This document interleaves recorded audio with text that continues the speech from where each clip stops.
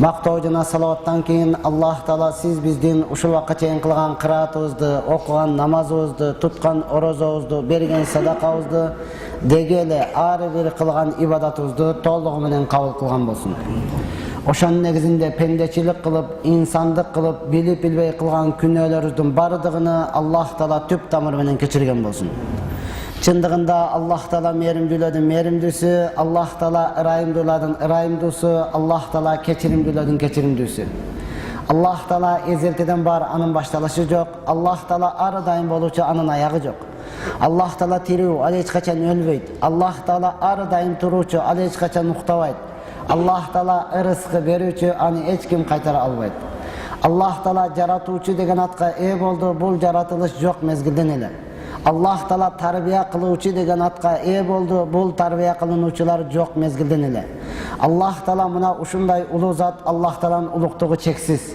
Allah Taala качан, кайсыл убакта эмнени кандай каалаган болсо дал ошондой кыла алат. Oşanlıktan Allah Taala Kur'an-ı Kerim'de aytat: "İnna Allah ala kulli şeyin kadir." Albatta Allah Taala bardık nesege kadir deydi. Çınında da Allah Taala bardık nesege kadir. Allah Taala kalasa çok şeyden bar kılat. Allah Taala kalasa bardan dağı bar kılat. Allah Taala kalasa bardığını kayradan çok kılat. Allah Taala kalasa ölükten tirüğünü çıkarat. Allah Taala kalasa tirüğünden ölüktü çıkarat. Kıskası Allah Taala mına uşunday ulu zat. Men arifa nefsehu fakat arifa rabbahu. Kim özünü tanısa, ondan keyin Rabbisini tanıyt, ondan keyin Allah Taala'nı tanıyt. Kim özünü tanımasa, Allah Taala'nı hiç kaçan tanımay durmatdı. Oşandan kelingizler birinci biz özümüzü tanıyla, ondan keyin Allah'tan uluktuğunu aytsak, Allah'tan merimdүүлүгүнү, ырайымдуулугуну, keçirimdүүлүгүнү, boor ekendигini, берешен ekendигini ayta turgan bolsak, анан ошого moyun sunuşluk, oşal Allah'tan hükümünü atkarışlık oңой болот, kaçan özümüzü tanısak. Özümüzü tanımayınca ağa moyun sunuşluk öte kıyın ırmattan. Oşandan kendinizler biz kim biz?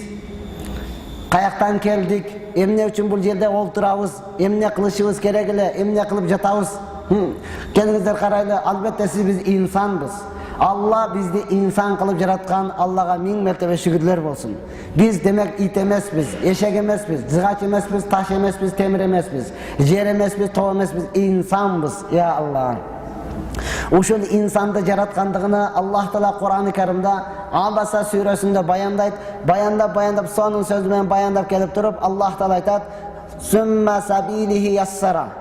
Andan keyin biz insandı enenin içiden çıkışlık yolunu öte jеңил kılıp koyduk deydi. Ya Allah. 40 gün enenin içinde su boydan, 40 günden keyin kangaydan, 40 gün et bolup, ondan keyin enenin içinden çıkışlık. Oşol enenin içinden çıkışlık yolunu öte jеңил kılıp koyduk deydi. Uşul ayetin tafsirinde Hasan Basri rahmatullah alayhi aytat: "Men insanga taң kalam emne üçün özünü tanımayt. Men insanga taң kalam emne üçün özünü çoң sezet. Men insanga taң kalam emne üçün dagile Rabbisiga ibadat kılbayt. Men oşoga taң kalam deydi. Taң kalgandığın yolunu bayandayt. Ey insan, bir ele yolu emes, iki yolu zaranın yolundan çıktın. Dagile emne üçün özüngdü tanıbaysın. Dagile emne üçün özüngdü çoң sezesin. Açıktan açık aytkanda bir ele yol emes, iki yolu sidiktin yolundan çıktın deydi. Birinci atanın sidik çığa turgan yerinden çıkıp enenin jatыныga kuyuldun, andan keyin jetilip oşol enenin sidik çığa turgan yerinden çıkıp kele jatasın. Dagı emne üçün tekeber bolosun. Dagı emne üçün Rabbыңа ibadat kılbaysın. Dagı emne üçün özüngdü çoң sezesin. Men uşuga taң kalam deydi. Çınında ele, egerde siz bir ele yolu çıkkanыңızda anda men sizge kızmat kılıp, sizdin aldığınızda жүргөнгө dayar elem. Bir yol bolsa da menden tazaraaksın depçi. Biroq bardığımız ile oşol yoldan çıktık. Dagı emne üçün özüngdü tanıbaysın deydi. Oşantan Peygamber sallallahu aleyhi ve sellem özünün hadisinde aytat: Abdullah ibn Mas'ud radıyallahu anh rivayet kılan hadiste Peygamber sallallahu aleyhi ve sellem aytat: "La yedhulul cennete men kana fi qalbihi misqal zarratin min kibrin." Qaysıl bir insanın yüreğinde zarraçalik özünü çoң sezip bola turgan bolsa, al beyişke kirbeydi. Demek beyiştin jıtını da jıttabayt dedi da hurmatly tuğan.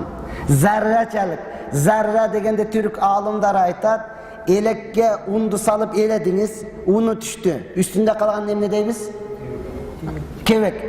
Oşol kevektin 40'tan biri bölgüçölük özümde çoң sezu bolsa deydi. Oşol kevektin 40'tan biri bölgüçölük zarra dep oşon aytadigan da. Oşonçoluk özüngde çoң sezu bolsa, al beyiştin jıtındagı jıttabayt dedi, hurmat tuğan. Ушул сөз мага дагы бардыгыбызга жетиштүү да. Ушул чоң сезүү боло турганыңызда бейиштин жытын дагы жыттабайт дейт. Алымдарыбыз айтат, Аллах Таала каталыктан болгон күнөөнү кечирет, текеберликтен болгон күнөөнү кечирбейт дейт. Буга далил Адам атабыздын күнөөсү жебей деген нерсени жеп коюшлук бул катадан болгон. Шайтандын күнөөсү текеберликтен болгон. Ана хайрун минху, мен буга караганда жакшымын. Неге? Халактаны мин нарин, себеби мени оттон жараттың. Ва халактаху мин тин, муну болсо ылайдан, баткактан жараттың. Мен буга караганда жакшымын деп өзүнү чоң сезди. Аллах Таала аны кечирген жок, урматтуу тууган. Текеберликтен болгон күнөөнү Аллах Таала эч качан кечирбейт. Ошондон урматтуу тууган, сиз билерге жетиштүү болдубу? Демек, жөнөкөй эле ошол эки жолдон чыккан инсан экенсиз. Өзүңүздү жөнөкөй эле алып жүрө бериңиз. Жок, болбой эле бар айтат. Мурдуңуздан эшек курт ургуп эле жөн эле чоңоюп бар айтасыз. Андай болса эмне кылың? Астыны жулуп тазалап коюң, өзү эле түшүп калат колтугуңуз. Сөзсүз анан көтөрүп эле делебой болуш шарт эмес, урматтуу. Ал эмнени көтөрүп атат? Муну астынан түрүтүп атат. Аны жулуп тазалап коюңуз, урматтуу, өзү эле түшүп калат. Себеби бул текеберлик өтө жаман күнөө, урматтуу. Бул тарасында пайгамбар саллаллаху алейхи ва саллям Абу Хурайра разияллаху анху аят кылып туруп, башка бир хадисте пайгамбар саллаллаху алейхи ва саллям айтат: "Саласатун ла юкаллимухумуллаху яумал кияма." Үч түрлүү инсанга Аллах Таала кыямат күнү эч качан сүйлөбөйт. "Ва ла юзаккихим", аларды күнөөдөн дагы тазалабайт. "Ва ла янзуру илайхим", аларга Аллах Таала эч качан рахмат назары менен карабайт. "Валахум азабун алим", ал инсандарга жан чыдагыс азап бар деди. Азабун алим, жан чыдагыс азап бар. Алар кимден? Биринчиси шайхун занин, зина кылуучу абышка, зина кылуучу чал, аксакал. Буга Аллах Таала эч качан сүйлөбөйт, Аллах Таала эч качан буга күнөөдөн тазалабайт, буга жан чыдагыс азап бар. Зина кылуучу абышка десе эки жагыңызды карайсыз да, аксакалдар бар бекен дегенсипчи. Үч адам сүйлөшүп отуруп, үч кемпир, үч аял сүйлөшүп отуруп, сөздөн сөз чыгып бирөөсү айтат экен да: "Мына мен 60ка чыктым, белим түп-түз. Дагы эле мындай ийри элекмин, түп-түз бойдон жүрөм." Десе экинчиси айтат экен: "Аның эч нерсе эмес. Мына мен 70ке чыктым, бир дагы тишим түшөлөк, көз тийбесин" дейт экен. Үчүнчүсү айтат экен: "Мунун эч нерсе эмес. Мына мен 80ге чыктым, дагы эле кыз бойдон жүрөм" депчи. 80ге чыккан кемпирдин каяктагы кыздыгы калды дейсиз. Муну айтуудан максат, сиздин каяктагы балалыгыңыз калды. Балалуу болдуңуз, ата болдуңуз. Жакында кыз бересиз, небирелүү болосуз, таята, чоң ата болосуз. Анан каяктагы сиздин балалыгыңыз калды, урматтуу тууган. Ошондуктан алымдарыбыз айткан, эки нерсе бар, өтө жаман нерсе. Эки нерсе бар, андан дагы жаманыраак. Биринчи, жаштардын жаш кезинен бузулушлугу өтө жаман нерсе. Жаштайдан эле кыздарга барып, компьютерге барып, ата-энесинин айтканын кылбай, урушуп, мурчалып, согушуп, өтө жаман нерсе. Ал эми каарыган аксакалдын бузулушлугу андан дагы жаманыраак деген, урматтуу. Каарыган ана кимдин келини экен? Аксакал каарыдыңыз го. Каарыган мен жүрөк жашта балам. Сиз дагы жүрөк жашта отурасыз да, чекеге тырыш түшсө да, жүрөккө тырыш түшө элек жүрөсүз да. Жок, балалыгыңыз калган жок, урматтуу тууган. Эртерээк ойлонуңуз. Мейли, бул туурасында сөз кылсак өтө алыс болот, өтө негизги максатка келебиз. Экинчиси, ва маликун каззабун, жалганчы падыша. Буга жалганчы падышага Аллах Таала эч качан назар салбайт. Кыямат күнү эч качан буга сүйлөбөйт, муну күнөөдөн тазалабайт. Буга жан чыдагыс азап бар. Ойлобоң, президент экен, депутат экен, чоңдор экен. Жок, сиз деле канча адам колуңузда иштейт? Канча адамды алып келип иштеттиңиз? Канча жалган убаданы бердиңиз? Ушуну бүтүрсөңөр болду, айлыгыңарды берем. Бүткөндөн соң кичине берип, мени мананы бүтүргүлө, анан жок болот да берем. Жалганчы каззап, падыша. Ошонча канча адамды алып келип иштеттиңиз, ошо сиз падышасыз. Түшүндүңбү? Ал саясий президент экен, аби депутат экен, ушулар ошондой эле болуш керек дебең, урматтуу тууган. Макул. Үчүнчүсү, ва аилун мустакбирун, текебер кедей. Өзүнү чоң сезген кедей, Аллах Таала кыямат күнү буга калабайт, муну күнөөдөн тазалабайт. Буга жан чыдагыс азап бар. Я Алла, жанагы айтылган сөз, эки нерсе бар, өтө жаман нерсе, эки нерсе бар, андан дагы жаманыраак. Бирөөсү, байлардын текебер болушлугу өтө жаман нерсе.